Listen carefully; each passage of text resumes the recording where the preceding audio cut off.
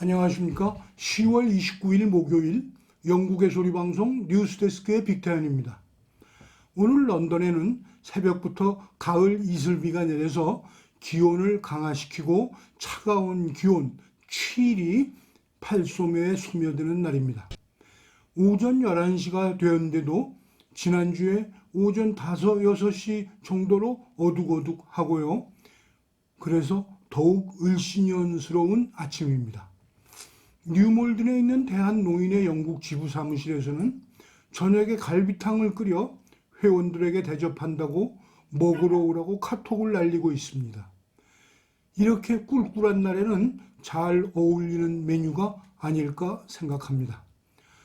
참고로 노인의 임선화 회장은 10월 5일 세계 한인의 날에 영국에서 노인회를 번창시킨 공로로 정부로부터 국무총리 표창을 받았습니다. 또한 금년 11월 말에는 실시하는 한인 회장 선거에도 출마하여 연일 선거운동에 기염을 토하고 있습니다.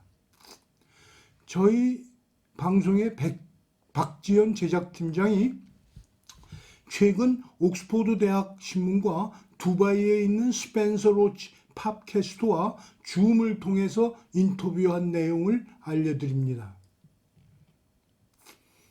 두 곳 모두 거의 공통된 주제의 질문이었습니다. 북한의 일상생활, 중국에서의 탈북자 박해, 북한 감옥에서의 생활, 그리고 영국에서의 현재 생활 등의 답변을 했음을 알려드립니다. 스펜서 로치 팟캐스트와의 인터뷰 내용은 유튜브 주소를 오늘 뉴스 제목에 올려놓겠습니다. 사진은 서서울 생활과학고 통일교육주간 수업하는 광경이라고 합니다.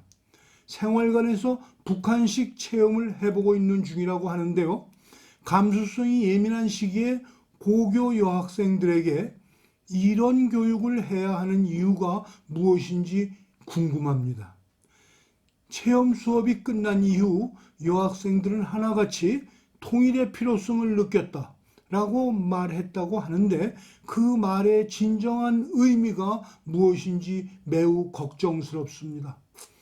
여학생들이 졸업하고 직장 가지고 결혼하여 자녀를 가진 시간의 한국의 모습이 지금의 북한 실상과 오버랩되어 매우 걱정스러운 것도 사실입니다. 이것이 에디터가 오늘 뉴스로 선정한 이유입니다.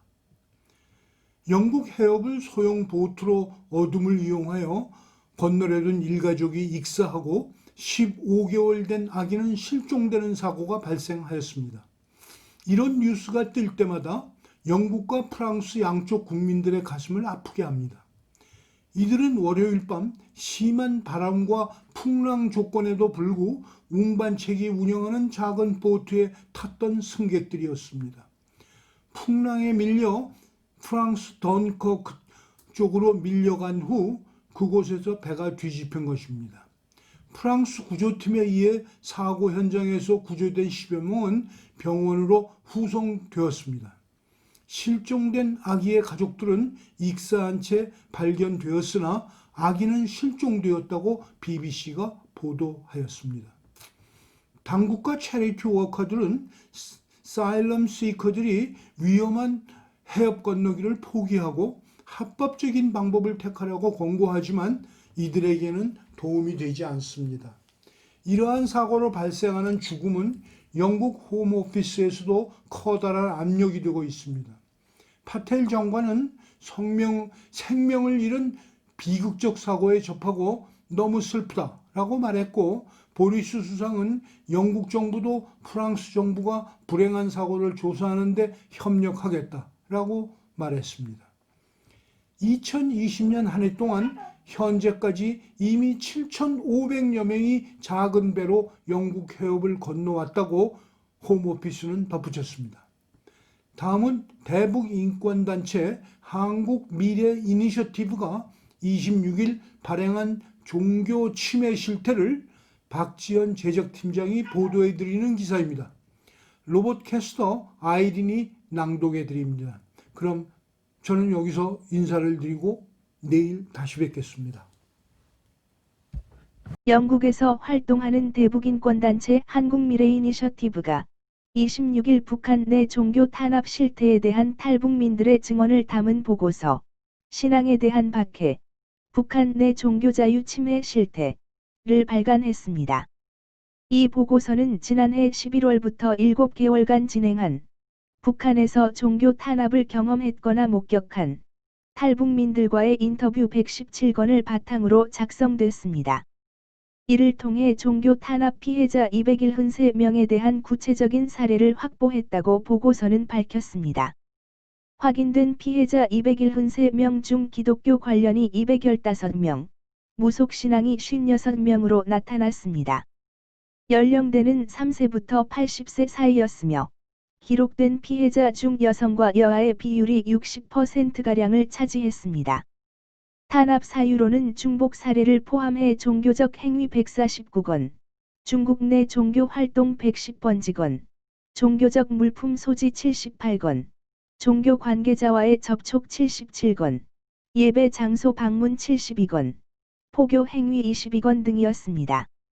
기록된 침해 사건으로는 자의적인 체포 244건, 구금 195건, 투옥 125건 등이 가장 많은 비중을 차지했고, 강제 송환 79건, 연좌제 적용 36건, 고문과 지속적인 폭행 36건, 성폭행 32건, 처형 20건 등도 있었습니다.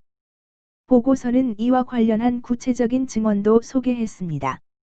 보고서에 따르면 2018년 무속신앙 행위를 해 유죄 판결을 받은 여성 3명이 회산시 비행장에서 총살을 당했고, 북한으로 성경을 밀수한 사실이 발각된 후 체포돼 양강도 삼지연 병원 근처에서 처형당한 사례도 있습니다.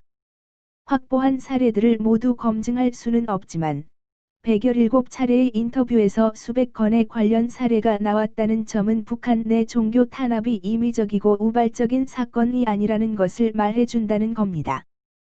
보고서는 이번 조사를 통해 종교 자유 침해 가해자 54명을 확인했다고 밝혔습니다.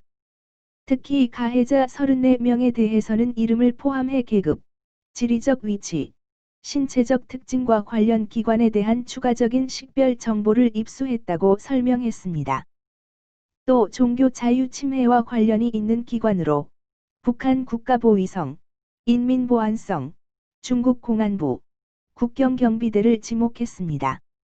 다만 보고서는 가해자 이름을 공개하지는 않았습니다.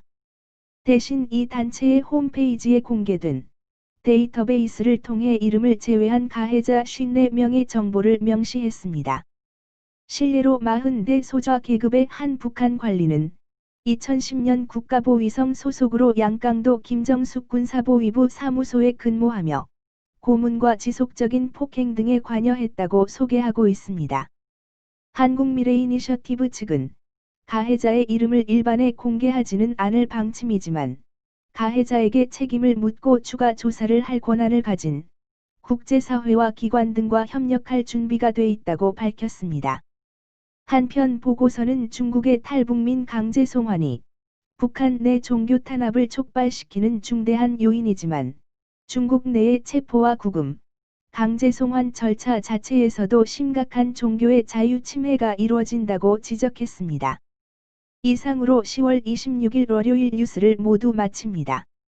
지난 방송을 보시려면 유튜브에서 영국의 소리 방송을 찾아주세요.